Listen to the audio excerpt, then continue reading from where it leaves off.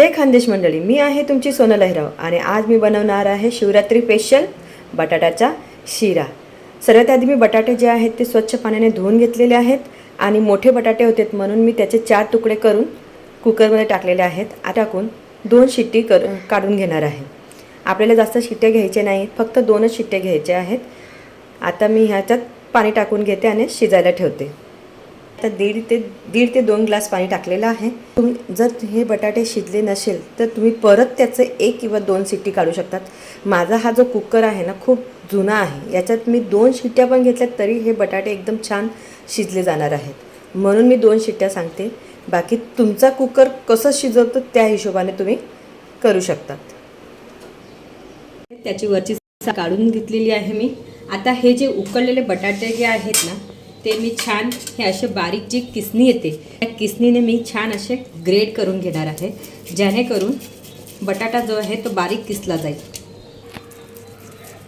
अशा प्रकारे मी सगळे जे बटाटे आहेत हे उकळलेले बटाटे जे आहेत ते असे ग्रेड करून घेणार आहे। छान बटाट्याचा किस जो आहे आपण बारीक करून घेतलेला आहे।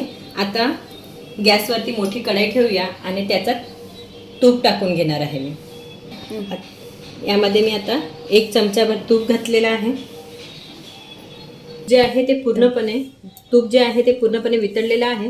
त्यामध्ये आता मी हे किसलेला जो बटाटा होता ते घालणार आहे।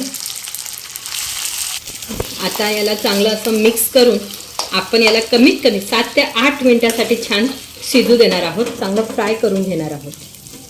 हा जो शिरा आहे तो खाली चिपकत नाही, याचा अर्थ आहे की आता तो पूर्णपणे तयार झालेला आहे। आता यामध्ये मी साखर आणि दूध हे दोघं ॲड करून घेणार आहे। आता हे शिऱ्यामध्ये मी आता साखर टाकून घेणार आहे। ज्याप्रमाणे तुम्हाला जेवढं गोड आवडत असेल त्याप्रमाणे आपण याच्यात साखर टाकायची आहे आणि परत याला मिक्स करून घेणार आहोत। आता हा जो शिरा आहे ना साखर टाकल्यानंतर बघा किती छान फुललेला आहे आणि पारदर्शक पण झालेला आहे। त्यामध्ये मी दूध टाकून घेणार आहे। 1 कप भर सारखं दूध टाकलेलं आहे आणि याला छान असं मिक्स करून घेते। आता यामध्ये मी आता बारीक केलेले काजू, बदाम आणि मनुके जे आहेत ते टाकून घेणार आहे। मी छान असं मिक्स करून घेणार आहे। आता याला फक्त मी 5 मिनिटं शिजू देणार। त्यानंतर हा जो शिरा आहे आपला बटाटा शिरा जो उपवासाला चालतो तो शिरा तयार झालेला असणार आपला। बटाटा शिरा आपला 5 मिनिटात तयार होतो। हे बघा तुम्ही बघू शकतात की छान असे याला उकळ आलेली आहे। हे बघा है ना, म्हणजे याचा अर्थ आहे की आपला हा जो शिरा आहे तो पूर्णपणे तयार झालेला आहे। हा जो शिरा आहे ना खायला खूप चविष्ट लागतो। आता हा जो शिरा आहे तो सर्विंग बाउलमध्ये मी काढून घेणार आहे।